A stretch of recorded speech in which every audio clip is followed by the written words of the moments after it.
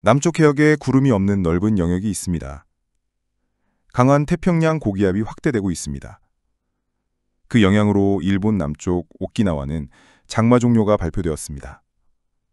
평년보다 13일 빠르고 2015년과 함께 과거 가장 빠른 장마 종료입니다. 한편 태평양 고기압 북쪽에는 장마 전선의 비구름이 뚜렷하게 나타나 동서로 길게 이어져 있습니다. 6월 10일 화요일 새벽, 멀리 남쪽 남중국해에서는 열대적 기압이 발생했습니다. 이 열대적 기압은 태풍으로 발달할 가능성이 있습니다. 6월 9일 월요일, 일 최고기온은 경기도 양평 옥천이 33.9도로 가장 높았습니다. 내륙을 중심으로 30도가 넘는 곳이 많았습니다. 아직까지는 습도가 낮아 그늘에 들어가면 가끔 바람이 불고 견딜만 합니다. 그러나 이번 주말, 남쪽에서 습하고 따뜻한 난기류가 올라옵니다. 습도가 올라가고 상황은 달라질 것 같습니다. 이날 일 최저기온은 강원도 강릉 삽당령이 10.7도로 가장 낮았습니다. 이제는 고도가 높은 이역도 최저기온이 10도를 넘습니다. 일교차는 강원도 정선 임계가 18.4도로 가장 컸습니다. 이날 임계면의 최고기온은 31.1도, 최저기온은 12.7도였습니다. 6월 9일 18시 UTC, 한국시간 6월 10일 03시, 일본기상청 실황일기도에 TD, 열대적 기압이 나타났습니다. 이 열대적 기압은 24시간 이후 일기도에도 나타나고 48시간 이후 일기도에도 열대적 기압인 채로 나타납니다. 그대로 남중국해에 머물고 있습니다. 이 열대적 기압이 태풍이 될지 지켜봐야 할 것 같습니다. 6월 10일 화요일 12시입니다. 우리나라 남쪽 해역에는 장마전선이 동서로 길게 정체해 있습니다. 6월 8일에는 규슈 북부와 식국후가 장마 시작이 발표되었고 6월 9일에는 주국, 긴키, 도카이 지방의 장마 시작이 발표되었습니다.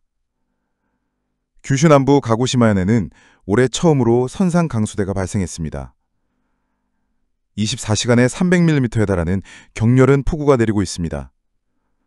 장마철에 나타나는 위험한 강수 형태가 나타나고 있습니다. 우리나라는 일본보다 장마 시작이 조금 늦은 감이 있습니다. 그러나 우리나라도 머지않아 제주도부터 장마 시작 소식이 전해질 것 같습니다. 멀리 남쪽 해역에는 저기압의 중압선이 보입니다. 여기서 열대적 기압이 발생했습니다.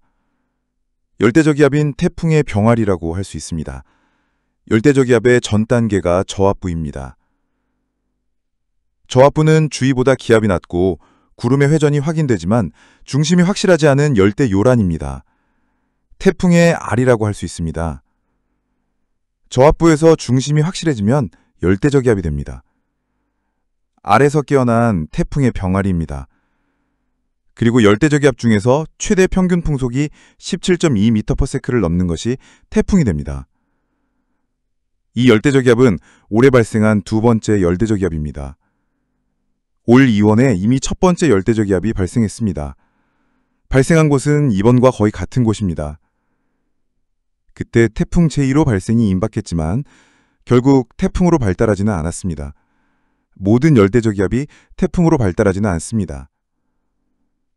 그리고 필리핀 동쪽 해역에도 짙은 구름이 모여 있습니다. 여기도 저기압이 자리 잡고 있었지만 강력하게 북상한 태평양 고기압의 세력에 밀려 그 저기압은 힘을 잃고 결국 사라졌습니다. 그 흔적으로 남은 구름의 조각들이 하늘에 희미하게 흩어져 있습니다. 이 구름 조각들은 단순한 파편이 아니라 태평양 고기압의 가장자리에서 불어나오는 바람을 타고 길게 가늘게 늘어진 구름띠, 즉 난섬이 형태로 변화하면서 우리나라를 향해 천천히 그러나 확실하게 북상하고 있습니다. 이러한 난섬유는 열대지역에서 발생한 강한 상승 길이와 수증기의 흐름 속에서 생성되는 특징을 가지고 있어 앞으로 어떤 영향을 줄지 주의 깊게 살펴볼 필요가 있습니다. 6월 11일 수요일입니다. 현재 남쪽 열대 해역에서 발생한 저기압의 중심기압이 빠르게 떨어지면서 900헥토파스칼대로 진입했습니다.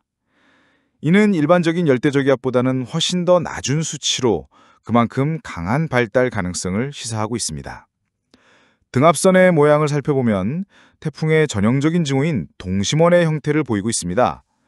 그러나 이와는 반대로 등압선 간격이 매우 넓어 풍속 자체는 그리 강하지 않다는 점에서 아직 본격적인 태풍으로 보기엔 다소 무리가 있어 보입니다. 한편 우리나라 주변에서는 이동성 고기압이 서쪽에서부터 다가오고 있습니다. 이 고기압은 북쪽으로 올라오려는 장마전선을 효과적으로 막고 있는 중입니다. 그 결과 당분간은 장마전선이 더 북쪽으로 진출하지 못하고 제자리에 머무르는 상황이 이어질 것으로 보이며 이에 따라 우리나라는 고기압의 영향으로 대체로 맑은 날씨가 이어질 것으로 예상됩니다. 6월 12일 목요일입니다. 열대지력 저기압의 등하선 간격이 어제보다 조금 더 좁아졌습니다. 이는 내부 기압차가 더 커지고 있다는 뜻으로 점차 태풍으로 발달할 가능성이 높아지고 있다는 의미입니다.